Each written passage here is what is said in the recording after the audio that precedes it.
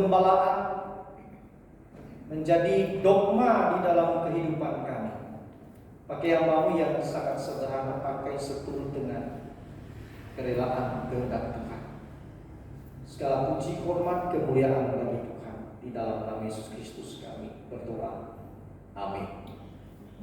Saudara, malam hari ini tema kita itu memang present worship. Jadi saya pikir baik sekali kalau sekali lagi kita memuji dan memuliakan Tuhan. Ya, jadi mari bangkit berdiri.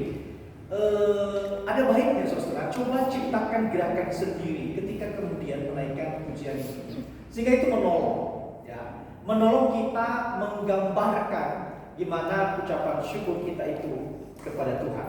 Kasih yang menemukanku, saya pikir itu lagu yang baik sekali. Iramanya juga menolong untuk anak-anak muda, ya, untuk kita semua pada malam hari ini. Kasih yang begitu besar.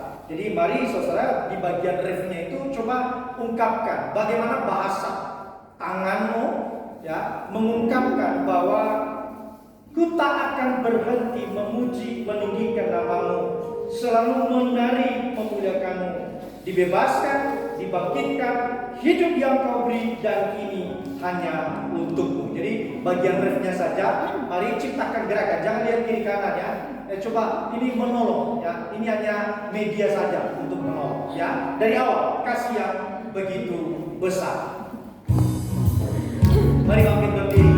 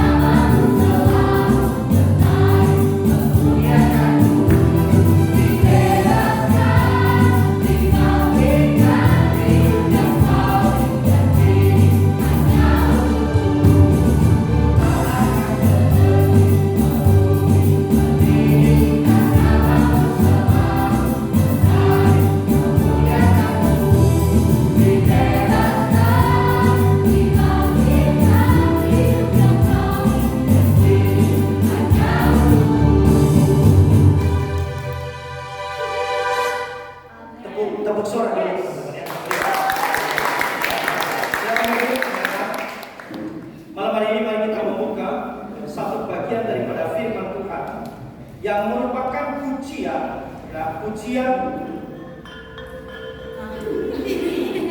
itu juga pujian juga panitia.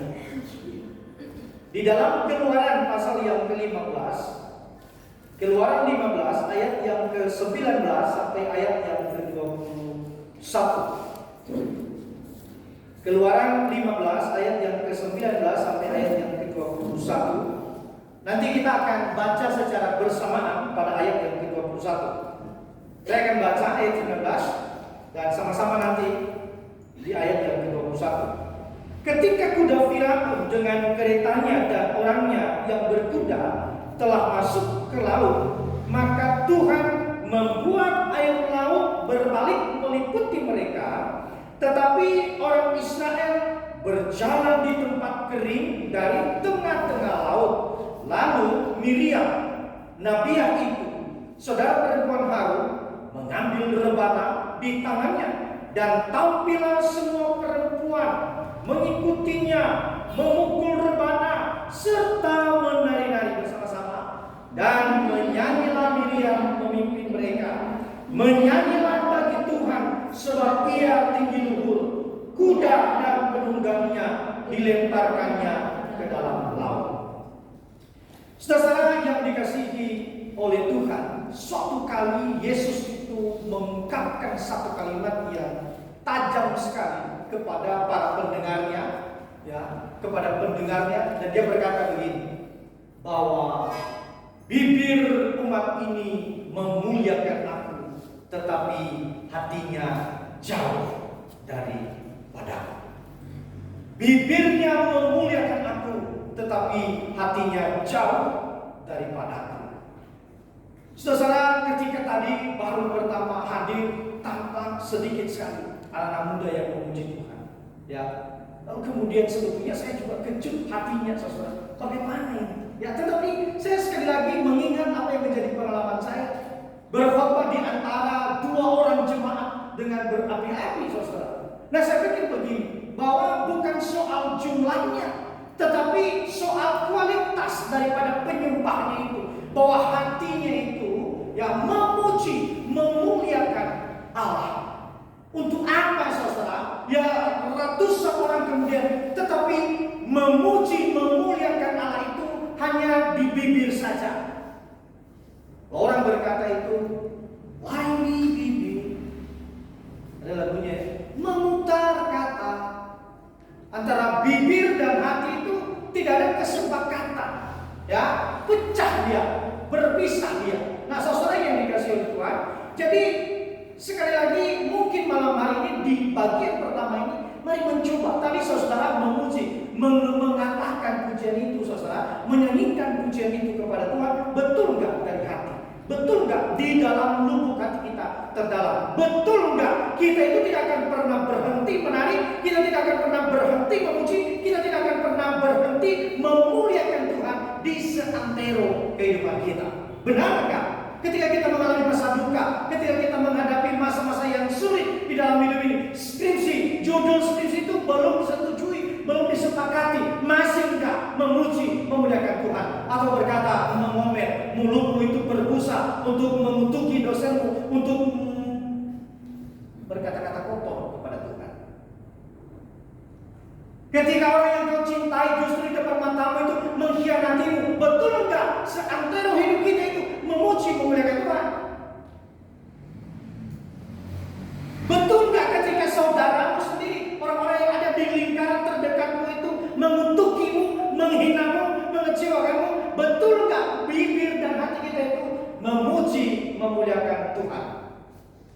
Nah, saudara, itu menjadi refleksi pada awal ini. Saudara, tema, ya, keseluruhan daripada kitab Keluaran ini sebetulnya adalah tema yang sangat kuat sekali, bicara tentang kasih kemurahan, kasih karunia daripada Tuhan. Kepada siapa, saudara? Kepada orang Israel. Kepada orang Israel. Saudara, kitab Keluaran ini kalau kita membaca sejak awal, kita akan menemukan sebetulnya bagaimana tindakan-tindakan Allah yang maha dahsyat itu dinyatakan. Ya, kita juga akan menemukan bahwa memang Musa itu memberikan doksologi kepada Tuhan, memberikan pujian kepada Tuhan. Oleh kenapa? Karena Dia memang Allah yang berkuasa, layak menerima pujian, layak menerima hormat, karena Dia berkuasa untuk selama-lamanya. Lalu kemudian yang ketiga itu kita akan menemukan, saudara, di dalam kitab Keluaran itu bahwa memang Allah layak ditakuti. Nah, saudara yang dikasihi Tuhan, bagaimana kemudian tema-tema penting itu diekspresikan di dalam Keluaran ini? Nah, salah satu bagiannya itu adalah bagian yang kita baca malam hari ini. Ya, pada hari ini. Keluaran 19, Keluaran 15 ayat yang ke-19 sampai ayat yang ke-21. Saudara, ayat 19 sampai ayat yang ke-20, khususnya ayat yang 19 itu adalah konteks yang membentuk sebuah pujian, konteks yang membentuk sebuah doksologi, kehormatan, penyanjungan, ketakjuban kepada Tuhan. Dan apa yang dikatakan di sana?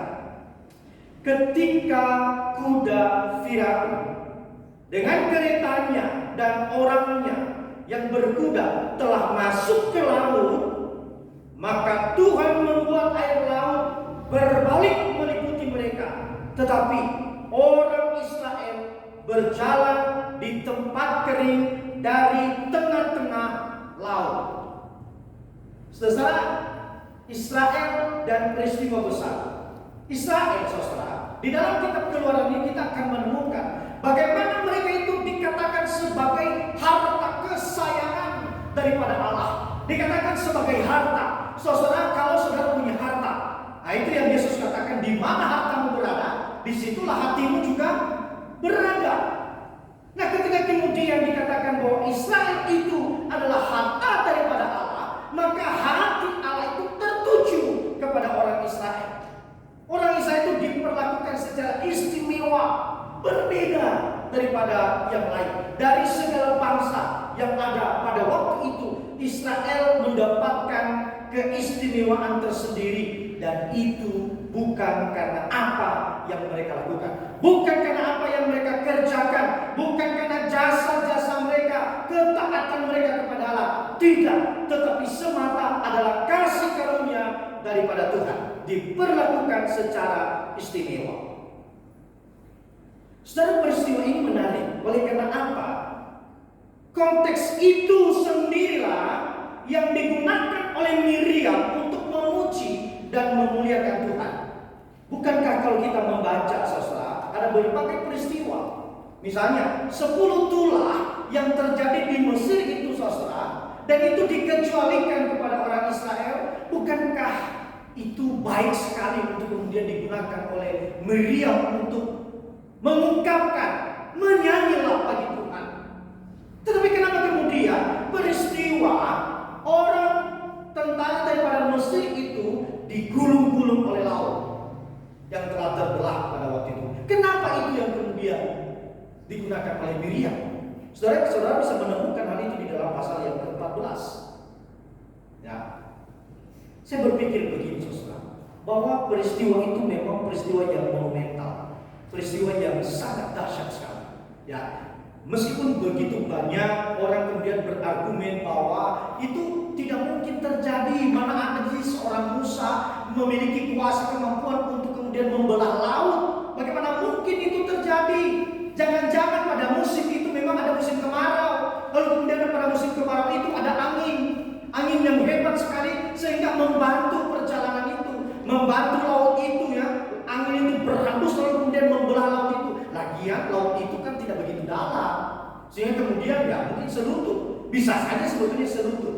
Ada orang berpikir begitu. Ya. Tetapi kemudian dikatakan bahwa memang Allah yang berperkara kepada orang Israel, Allah yang berkeputusan kepada orang Israel. Saudara, nanti baca seluruh daripada kitab Keluaran itu. Luar biasa sekali perbuatan-perbuatan daripada Allah. Ajaib sekali. Dan kemudian Miriam mengambil bagian ini. Oleh kenapa itu peristiwa yang sangat besar. Laut, kuda. Nah, saudara, laut itu sebetulnya dipercaya ada penghuninya, ada penguasanya. Di dalam kitab Yesaya itu penguasa lautan itu Lewiatan. Leviathan. Ya. Dia penguasa kegelapan, menguasai laut. Ya. Tetapi ini yang dimaksudkan sebetulnya, bahwa meskipun Leviathan itu berkuasa di laut, ada yang lebih berkuasa lagi, yaitu Allah, bukan Musa. Yang membelah laut itu adalah alatnya Tuhan, yaitu Musa. Tapi yang bergerak, yang berperang itu adalah Allah. Yang pertama. Yang kedua, kuda. Kuda itu adalah lambang daripada sebuah kekuatan. Lambang daripada simbol daripada sebuah kekuatan. Nah, kuda. Dan kuda dalam konteks Mesir pada waktu itu, saudara, orang kalau mendengar derap langkah kuda itu, ya, itu dari suara kakinya aja orang sudah takut. Ya, itu baru satu kuda. Bayangkan ribuan kuda daripada tentara. Itu menakutkan sekali, saudara. Simbol daripada kekuatan. Tetapi meskipun demikian, mereka dimatikan oleh Allah. Dimatikan oleh Allah. Maka itu sebabnya, saudara, kita melihat di sini Miriam di dalam ayat yang 21 tadi. Begitu banyak peristiwa yang terjadi, kehebatan-kehebatan yang dilakukan oleh Tuhan, tetapi secara spesifik dilakukan oleh Miriam, diungkapkan oleh Miriam bahwa menyanyilah bagi Tuhan, sebab ia tinggi luhur, kuda dan penunggangnya dilemparkannya ke dalam laut. Sangat detail sekali apa yang disampaikan oleh Miriam. Nah, saudara yang dikasihi oleh Tuhan, saya pikir inilah alasan kita kemudian untuk memuji dan memuliakan Allah. Ya, kita mengingat peristiwa besar apa yang dilakukan oleh Allah di dalam kehidupan kita. Kita puji, kita muliakan Tuhan. Saudara, ada seorang penafsir mengaitkan bagian ini dengan apa yang terjadi di dalam Wahyu pasal ke-15 kalau tidak salah, 15 ke atas itu. Ya. Kitab Wahyu itu adalah kitab yang bicara tentang eskatologi, tentang kemenangan Kristus. Saudara, ini menarik sekali ketika penafsir ini mengaitkan bagian ini dengan peristiwa kemenangan daripada Kristus itu sendiri. Ya, kitab Wahyu itu sudah bicara tentang kemenangan daripada Kristus. Nah, apa kaitannya? Setelah peristiwa ini dikenal sebagai peristiwa yang dahsyat, ya, pasca orang keluar daripada tanah Mesir itu, dan pujian ini diagungkan. Pasca itu kemenangan, saudara. Dan pujian ini adalah pujian kemenangan. Itu sebabnya kita bisa mengambil prinsipnya, saudara. Ketika kita memuji, ketika kita menyanyi bagi Tuhan, ya, karena Ia menang, karena Ia dahsyat, karena Ia tinggi luhur, bukan soal melodinya sebetulnya, bukan soal moodnya kita itu terbangun oleh karena pujian. Saudara, pujian itu sebetulnya tidak pernah diperuntukkan untuk kesenangan kita, meskipun ada bagian di dalamnya. Tapi itu bukan konsentrasinya, bukan pusatnya dalam pujian. Berapa banyak orang kemudian tidak mau datang ke gereja tertentu oleh kenapa? Oh, musiknya mati. Saya tidak bisa memuji, memuliakan Tuhan, musiknya itu, aduh, bahkan tidak ada musik, ini tepuk tangan doang. Saudara, ini saya pikir sudah sampai pada satu titik kesalahpahaman di dalam memahami pujian penyembahan kepada Tuhan. Oleh kenapa? Bukan soal lagu-lagunya, bukan soal keadaan kita, baik tidaknya keadaan kita, tetapi ini soal bahwa memang Allah itu layak dipuji, layak disembah, layak dimuliakan, layak ditinggikan. Oleh karenanya saja kita memuji dan memuliakan Tuhan, bukan soal kita. Ya, jadi ketika kemudian kita memuji, memuliakan Tuhan, saudara, perhatikan bahwa memang harus ada di dalam pikiran kita, di dalam hati kita, soal perbuatan-perbuatan yang dilakukan oleh Allah. Lebih ketika kemudian kita mengingat peristiwa kematian dan kebangkitan Kristus itu. Saudara, ini yang pernah saya sampaikan bahwa mungkin bagi orang baik itu masih ada orang yang mau mati. Ya, bagi orang baik. Bagi orang benar sih jarang sekali. Bagi orang berdosa justru tidak ada orang yang mau mati. Bagi orang baik mungkin ada. Tapi bagi orang berdosa tidak ada orang yang mau mati. Tetapi itulah yang kemudian dilakukan oleh Kristus untuk kita. Memberikan kita kemenangan, memberikan kita kuasa, memberikan kita kekuatan untuk menjalani hari-hari kita. Saudara, kalau kemudian membaca Mazmur itu, sebetulnya Mazmur itu ya, Mazmur itu menekankan tentang puji-pujian kepada Tuhan. Ya, ada kalanya memang pemazmur itu biasa merasakan perasaannya, ya, mencoba membongkar isi hatinya. Tetapi sekali lagi pujian itu kepada Tuhan, bukan soal dirinya, bukan soal dia lagi senang maka kemudian dia memuji dan memuliakan Tuhan, bukan. Tapi karena memang Allah itu layak dipuji, dan sekali lagi saudara, itu yang dilakukan oleh Miriam. Karena Allah saja, itu yang pertama. Yang kedua saudara, apa yang disampaikan oleh Miriam di dalam bagian ini dicatat secara khusus oleh Musa. Kenapa harus Miriam? Ya, memang ada di dalam catatan Alkitab ada begitu banyak perempuan-perempuan saudara memuji dan memuliakan Tuhan. Ya, ketika Daud pulang peperangan, maka perempuan-perempuan itu bernyanyi apa? Perempuan-perempuan Israel itu bernyanyi apa? Ketika Israel pulang dari perang, Saul membunuh beribu-ribu, tetapi Daud membunuh berlaksa-laksa. Perempuan memuji. Saksi pertama daripada kebangkitan Kristus itu siapa? Perempuan. Kenapa begitu ya? Saudara, perempuan itu sebetulnya saksi yang lemah. Tapi aneh, kenapa kemudian untuk soal berita yang sangat penting misalnya tentang kebangkitan Kristus, justru yang digunakan oleh Alkitab itu adalah perempuan saksinya? Bukankah itu melemahkan kesaksian berita itu sendiri? Benar tidak? Orang lemah kamu baca sebagai saksi yang tidak punya kredibel untuk kemudian memberikan kesaksian, kamu kita pakai untuk, padahal berita yang kita beritakan itu penting sekali. Pasti tidak mungkin secara logika, tetapi sebetulnya catatan Alkitab bicara tentang apa? Realitanya, faktanya. Ya. Artinya apa saudara? Bahwa memang sekali lagi, bagi malam hari ini ya, perempuan itu banyak sekali, ya, wanita-wanita banyak sekali. Nah, saudara, mari gunakan mulut untuk memuji dan memuliakan Tuhan, bermazmur bagi Tuhan. Ya, mulut itu bukan untuk membicarakan orang lain, ya, membicarakan diri kamu, melemahkan orang lain, tidak. Tapi Kolose berkata, biarlah mulut kita itu penuh dengan mazmur, kata-kata yang membangun orang lain. Maka prinsip bersama kita saudara, yang pertama tadi yaitu memang karena Allah, pujian, penyembahan itu memang karena Allah.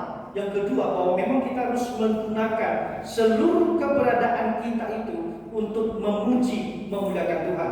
Mulut kita itu memuji, memuliakan Tuhan. Hati kita itu memuji, memuliakan Tuhan. Dan prinsip yang ketiga yang ingin dibentangkan kepada kita di dalam bagian ini saudara, yaitu seluruh keberadaan kita, dari ujung kaki sampai ujung rambut kita itu semestinya itu pujian kepada Tuhan. Sekali lagi ya, seluruh keberadaan kita itu, hidup kita itu adalah pujian kepada Tuhan. Saya pikir tepat ya, bukan saya pikir sih, memang kebenarannya begitu. Misalnya di dalam Roma pasal yang ke-12 itu dikatakan, ya persembahkanlah tubuhmu. Saudara, pengorbanan, persembahan, ya, korban persembahan itu pujian kepada Tuhan. Bahkan kita korbankan, kita persembahkan keberadaan kita itu kepada Tuhan. memuji, memuliakan Tuhan. Korban itu kan untuk memuaskan Tuhan. Pujian, korban itu untuk memuaskan Tuhan, ya, untuk menyelesaikan sesuatu kepada Tuhan, untuk menyenangkan Dia. Maka saya pikir sekali lagi, hidup kita itulah pujian itu sendiri yang menghadirkan perbuatan-perbuatan Allah. Nah, kita dalam masa sibuk itu, saudara, ya, dalam masa dari pagi Senin sampai Sabtu itu kadang-kadang susah sekali sebetulnya kita punya waktu untuk memuji dan memuliakan Tuhan secara serius. Ya, kadang-kadang kita memuji Dia itu kayak mandi capung. Oh ya, mandi capung itu kecil, mudah. Tuhan, terima kasih ya, oh baik sekali Tuhan. Kami ujian atau kami kerja, kami akan beranak. Terima kasih Tuhan. Amin. Kita tidak punya waktu secara serius memuji memuliakan Tuhan. Nah, malam hari ini, saudara, dengan berita firman Tuhan ini, biarlah menjadi ingat-ingatan bagi setiap kita. Ketika kita memuji, ketika kita memuliakan Tuhan, mari kita mengingat oleh karena Allah saja. Oleh karena Allah saja. Ya, bukan soal keadaan kita lagi baik nih, waduh, senang banget nih. Udah dapat transferan dari ayam begitu ya, atau ayam papa, mama, ya kan? Atau ayam yang benar-benar ayam juga, ada yang berbelas kasih juga kan ayamnya. Nah, senang sekali. Ya kan? Ataupun ya tadi teman-teman yang lagi praktek di kita, ya kan, dapat nilai bagus ya. Dari saya khususnya di ujung pulpen saya, oh senang, puji Tuhan, pengembala baik sekali. Enak hati, enak hati kasih nilai semoga. Enak hati. Bukan soal enak hatimu ya, bukan soal nilaimu bagus. Sekali lagi bukan soal kita pujian itu, tapi soal kebaikan Allah, ya, perbuatan ajaib yang dikerjakan oleh Allah. Dan biar itu menjadi ingat-ingatan bagi setiap kita. Sekali lagi mari bangkit berdiri. Kita nyanyikan satu pujian tadi, saudara. Biarlah manis kau dengar. Sekali lagi, mari ciptakan gerakanmu sendiri, tutup matamu dan ciptakan gerakanmu sendiri. Biarlah manis kau dengar.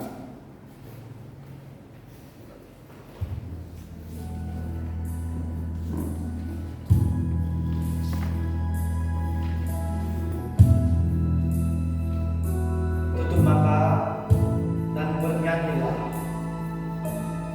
Biarlah manis kau dengar Tuhan. Manis kau dengar.